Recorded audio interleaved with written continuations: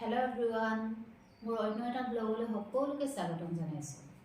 First ব্লগটো দিয়াৰ পাছত ভাবি আছিলোঁ এটা ৰেচিপি ভিডিঅ' দিম, কিন্তু ভাবি পোৱা নাছিলোঁ কি ভিডিঅ' দিম।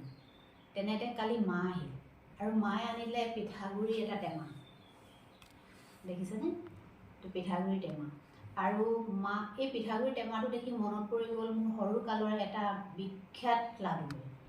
আগতে ককা আইতাৰ লগত বহি জুহালত ককা আইতাই বনাই দিয়ে আৰু আমি খুব খাওঁ, এইটো বিৰাট ভাল লাগে খাই, হেল্ডিও হয়।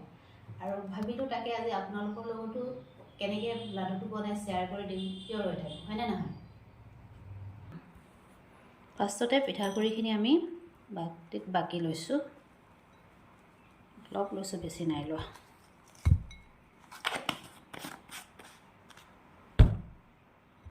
তাৰপিছত অকণমান পানী দিম। এতিয়া আমি ইয়াত অকণমান চেনি এড কৰিছোঁ, জাষ্ট অলপ নিমখ। এতিয়া ধুনীয়াকৈ মঠি ল'ম। এইখিনি মই এতিয়া ৰাউণ্ড শ্বেপত বনাই লৈছোঁ। আপোনালোকে অৱশ্যে বেলেগ শ্বেপো দিব পাৰে, মই প্ৰায় ৰাউণ্ডে কৰোঁ। এইখিনি ৰেডি হৈ গ'ল। এতিয়া মই গেছটো জ্বলাই অকণমান গৰম পানী কৰিম। গেছটো জ্বলাই ল'লোঁ।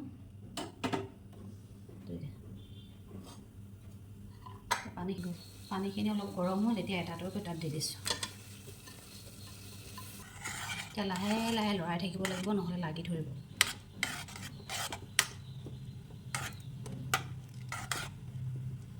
অলপ অলপ গৰম হোৱাৰ পাছত এতিয়া আমি এড কৰিম ইয়াত গাখীৰ। অলপ গাখীৰ দি দিছোঁ।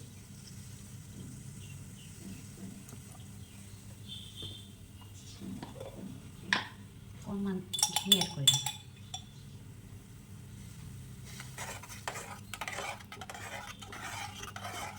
অকণমান উতলক।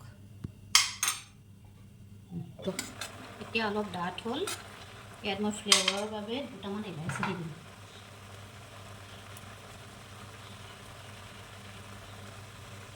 আৰু এইখিনি তেজপাত।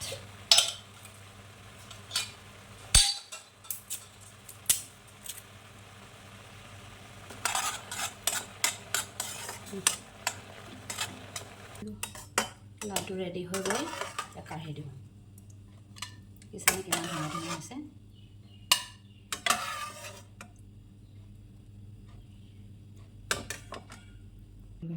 এতিয়া আমাৰ আজিৰ লাডু ৰেডি হৈ গ'ল। ইয়াত মই এড কৰিম, এইবিলাক অপশ্যনেল হয় বাৰু। আপোনালোকে আগতেতো আমি এনেকৈ লাডুটোৱে খাইছিলোঁ, এতিয়া মই কিছুমান অপশ্যনেল ইউজ কৰি দিম। ইয়াত পিঁয়াজ দি দিব পাৰে। পিঁয়াজটো চপ কৰি থৈছিলোঁ, জলকীয়া পিঁয়াজ এড কৰি দিলোঁ।